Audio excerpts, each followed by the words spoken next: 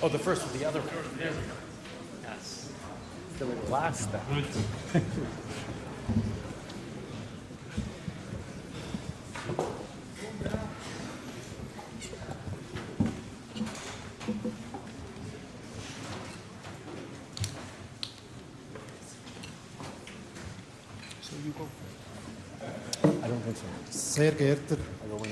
Sehr geehrte Frau Bundespräsidentin, Excellencies, ladies and gentlemen, I would like to extend a warm welcome to you. Die anwesenden Präsidentinnen und Präsidenten werden sich nun zur Konferenz und zur Abschlusserklärung äußern.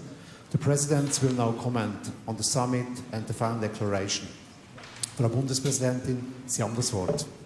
Ja, besten Dank, Exzellenzen, meine Damen und Herren. Dieses Wochenende sind hier auf dem Bürgenstok gewichtige Stimmen aus allen Kontinenten zusammengekommen. Die breit abgestützte Teilnahme zeugt davon, dass der Krieg in der Ukraine die internationale Gemeinschaft bewegt. Und sie zeugt vom Willen dieser Staaten, gemeinsam einen Weg zum Frieden zu zeichnen. Die Perspektiven und Ausgangspositionen sind unterschiedlich. Umso wichtiger war dieses Treffen, das einen breiten Austausch ermöglichte. Über Monate war die Rede vom Krieg, von Waffenlieferungen, von militärischer Unterstützung. Nun haben wir über Frieden gesprochen. Zum ersten Mal an einem derart hochrangigen Treffen mit so vielen Staaten und Organisationen.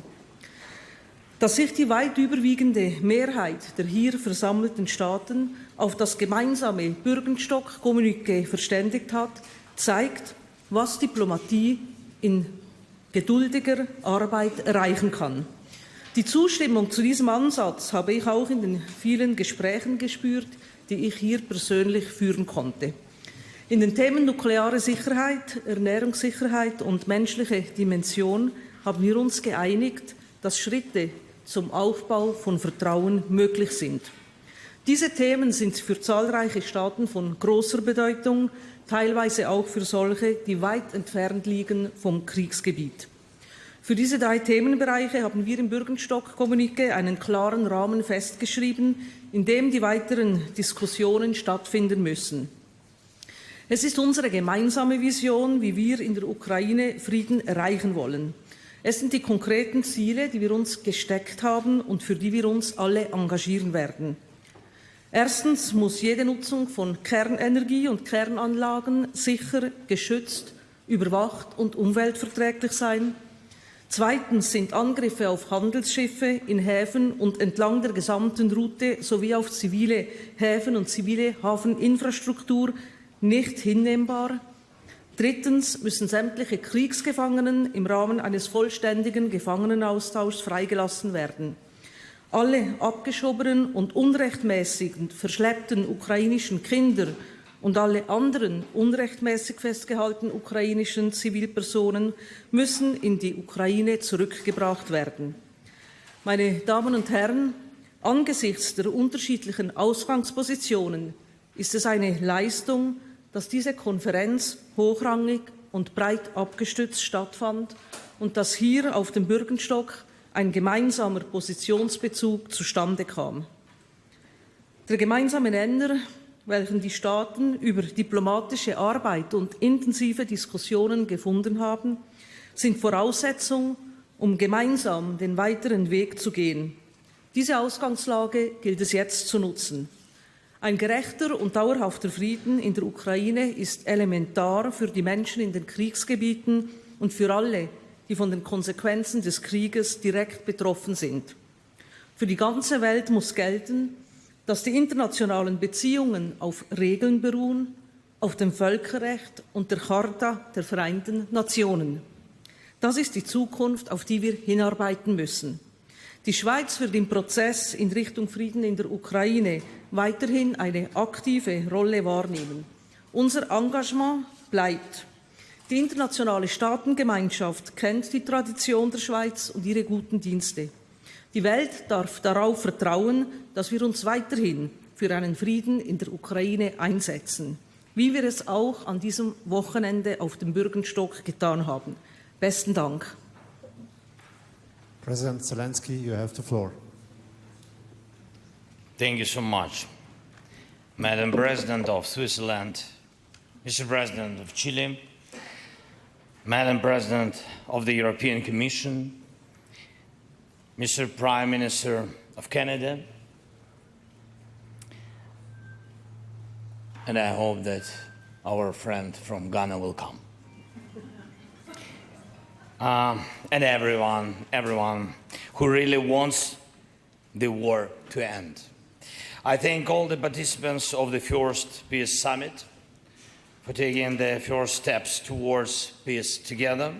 We are responding to Russia's full-scale invasion of Ukraine, not only with a full-scale defense of human life, but also with full-scale diplomacy. These days, united 101 countries and international organizations, big success for Ukraine and for all partners. And our fair objective is to get all countries of the world join this noble cause. Previous political generations have left us the UN Charter as a basis for the cooperation of peoples. We will pass to the next generations an effective mechanism to implement the UN Charter, and the communique adopted at the summit these days fully reflects our intention and remains open for accession by everyone who respects the UN Charter. It's important that all participants of the summit supported Ukraine's territorial integrity, because there will be no lasting peace without territorial integrity. The three challenges have been analyzed in detail at the first Peace Summit: nuclear safety, food security, and the release of prisoners and deportees, including thousands of children abducted by Russia. And now, after the summit, we proposed and agreed to continue our joint work at a more technical level, at the level of advisors and ministers, in the format of special meetings under the leadership or core leadership of countries. Each step toward a just peace has attracted the attention of the certain groups of summit participants and countries that have not yet joined but are interested in peace. And we agreed to start to work in a special after-summit groups on specific ideas, proposals, and developments that can restore security in various aspects, exactly as it worked at the level of advisors during the preparation of the first Peace Summit. We already have preliminary agreements with countries such as France, Czechia, Turkey, Kenya, Saudi Arabia, and the United States, Norway, Poland, Canada, Qatar, Chile, Ghana, Finland, Netherlands, Germany, United Kingdom, to host the work of the groups, to lead and co-lead. And we invite all countries that recognize the binding nature of the UN Charter as the basis for the cooperation of nations to participate in groups and express their ideas and proposals. I'm confident that together we will ensure the result. The first and the second peace summits should unite our joint work on the details of peace. We are at a war and we don't have time for prolonged work. Moving to peace means acting fast. Preparations will take months, not years. So, when the action plans for peace are ready and when every step is worked out, the path will be opened for the second peace summit, and thus for ending this war, for a just and lasting peace. We already have countries who indicated their interest to host the second peace summit, and we started talks with them.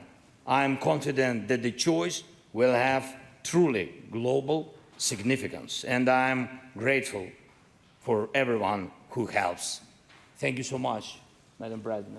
Thank you very much. Slava Ukraini! Героям слава! Thank you very much. President of Chile, you have the floor. Thank you very much, everyone here. This Summit for Peace marks the beginning of a significant process. For the first time, numerous global leaders from all continents and different political ideas have convened to discuss peace rather than war. This summit represents a beacon of hope and serves as a catalyst for fostering enduring peace dialogues. We totally endorse the joint communique that we have approved, and the purpose of this gathering, it's really important. Chile, my country, as a small nation in the south of the world, with a population of 20 million inhabitants, understands that only adherence to international law and the protection of human rights can ensure peace. This summit and these convictions are not about NATO. This is not about right or left political ideas. This is not about northern or southern countries. This is about respect of international law and human rights as foundational principles of our living together. And this is applicable in Ukraine, in Gaza, and in every other conflict in the world. Children everywhere have to be protected. We cannot allow that any country abducts or kidnaps children, as Russia is doing nowadays with Ukrainian child. Civilians must not be damaged.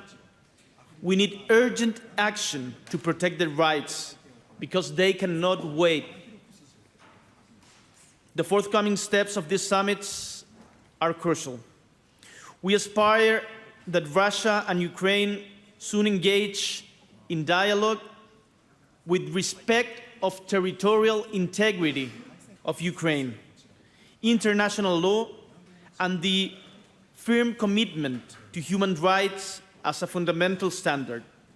From Chile, we will keep on supporting this process to achieve peace and prevent further conflicts. Präsidentin von der Leyen, Sie haben das Wort. Liebe Frau Präsidentin Amherd, liebe Viola, President Zelensky, dear Volodymyr, first of all, thank you for organizing this important conference. It is testament to the skills of the Swiss diplomacy that you were able to bring together some 100 countries and international organizations at the highest level, including the esteemed Presidents Akufo-Addo, Boric, and Prime Minister Trudeau. This high-level attendance shows one thing. The world cares deeply about the war provoked by Russia's aggression. The war blatantly violates international law and key principles of the UN Charter, and it has major negative impacts on countries across the globe, be it in food security, access to energy, or international trade. And time and again, speakers yesterday and today emphasized this impact on their economies. And so it is highly significant and valuable that so many parties came to Switzerland to discuss a way out of the war. The conference was entitled Path to Peace, and rightly so, because we know that peace in Ukraine will not be achieved in one step. It will be a journey. It was not a peace negotiation because Putin is not serious about ending the war. He is insisting on capitulation. He's insisting on ceding Ukrainian territory, even territory that today is not occupied by him. He's insisting on disarming Ukraine, leaving it vulnerable to future aggression. No country would ever accept these outrageous terms. And that is why it is vital that Ukraine is able to resist this aggression, that it is right under UN Charter, and it is the right of other countries such as the European Union and many other partners across the world to support Ukraine to resist and survive. The European Union has already provided almost 100 billion euros in support to Ukraine and its people. And the G7 illustrated its steadfast determination only 2 days ago when we agreed to use the revenues of frozen Russian assets in Europe to fund a $50 billion loan to Ukraine. This is also a clear message that we will stand by Ukraine for as long as it takes. Our support and this peace summit here brings real peace closer. The goal is a just, comprehensive, and lasting peace. This would finally bring an end to the oppression and suffering of the Ukrainian people. This would reaffirm Ukraine's sovereignty and territorial integrity. And this would restore the primacy of international law and the UN Charter. The path to real peace requires patience and determination. And we have always said, dear Volodymyr, ultimately, it will be for Ukraine to determine the conditions of a just peace. The European Union will support you in this, and it will continue to rally support across the globe. We can build on the UN General Assembly resolution of February 2023. It clearly expressed the need for comprehensive, just and lasting peace. This resolution was approved by 141 countries, the vast majority of whom joined this summit. And I call on Russia to heed the message of the international community, respect the territorial integrity and sovereignty of Ukraine, put an end to imperialist violence, and bring back the children. When Russia says it is ready for peace based on the UN Charter, then the time will come for Russia to be part of our efforts, to bring the path to peace to its destination. And I hope and I work for this day to come soon. Thank you. Prime Minister of Canada, you have the floor. Merci. On conclut aujourd'hui le sommet pour la paix en Ukraine. Je veux d'abord remercier la présidente Amherd d'avoir accueilli ce sommet ici en Suisse.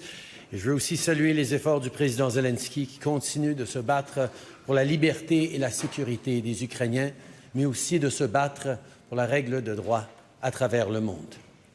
While Ukrainians continue to defend their country, they've also been working tirelessly to bring an end to the fighting. This summit here in Switzerland gathered countries from around the world, including from emerging economies, with the goal of finding a path to peace. Canada will always be a strong voice for peace, democracy, freedom, and the international rule of law. Our work together during the summit helped shape a joint vision for a path forward based on the UN Charter and international law. A just and lasting peace based on fundamental principles with the interests of Ukrainians at its core. We can't forget that wherever there's a war, there's human suffering. I think of the children, the soldiers and their families, the farmers, the nurses, and everyone impacted. Many countries represented in this summit have felt the legacy of wars and strife. We know how these effects can last not just years or decades, but even generations. Earlier today, I chaired a session where we talked about prisoners and deported people, including and especially children. Close to 20,000 children are estimated to have been taken from their homes, from their families, but also from their language, their culture, their identity. This is something the global community needs to pull together to call for an end to. In the coming months, Canada intends to host a foreign ministers' meeting to advance the work on the human cost of this war. Le Canada va accueillir une rencontre des ministres des Affaires étrangères pour faire avancer le travail sur l'aspect humanitaire de cette guerre. Russia's war in Ukraine also caused disruption of supply chains, price shocks, the evolution of electronic warfare, energy insecurity, the risk of nuclear disaster, and the list goes on.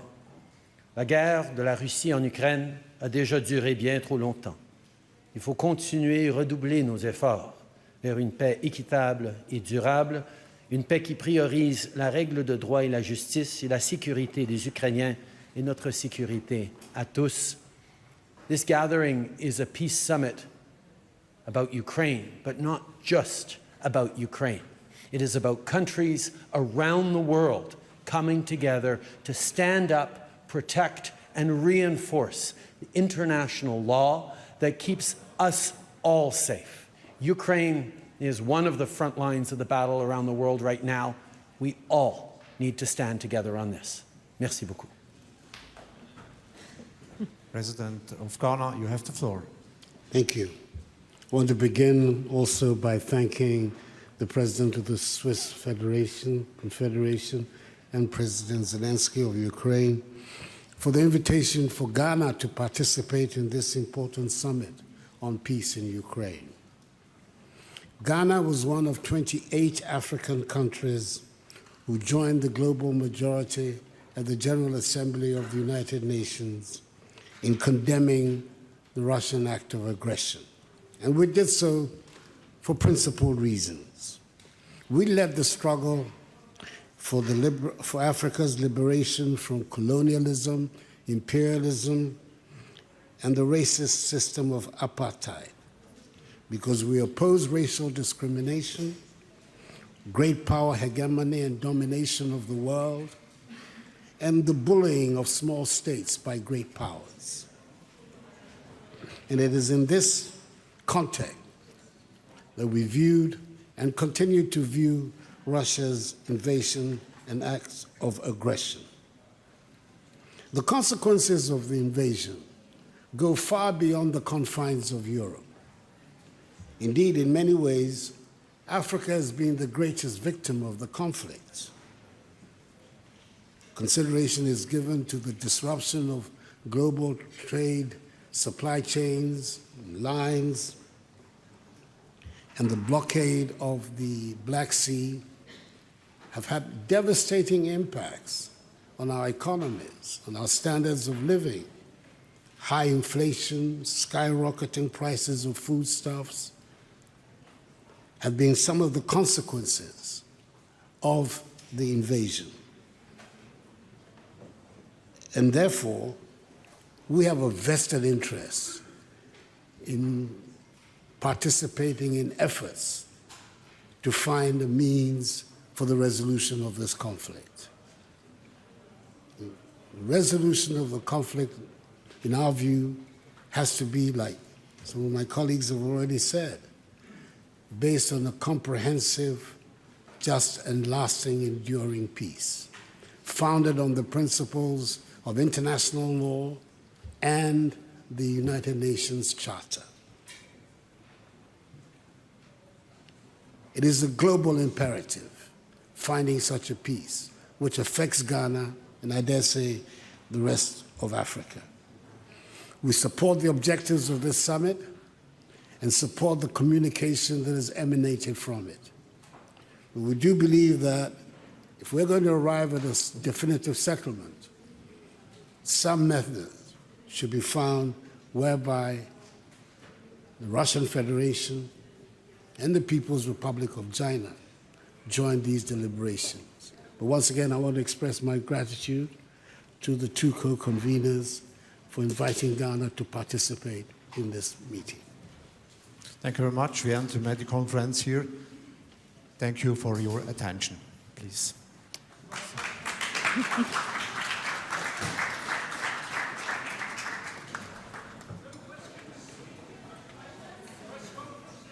No questions. The next conference will begin in 10 minutes with Mr. Zelensky.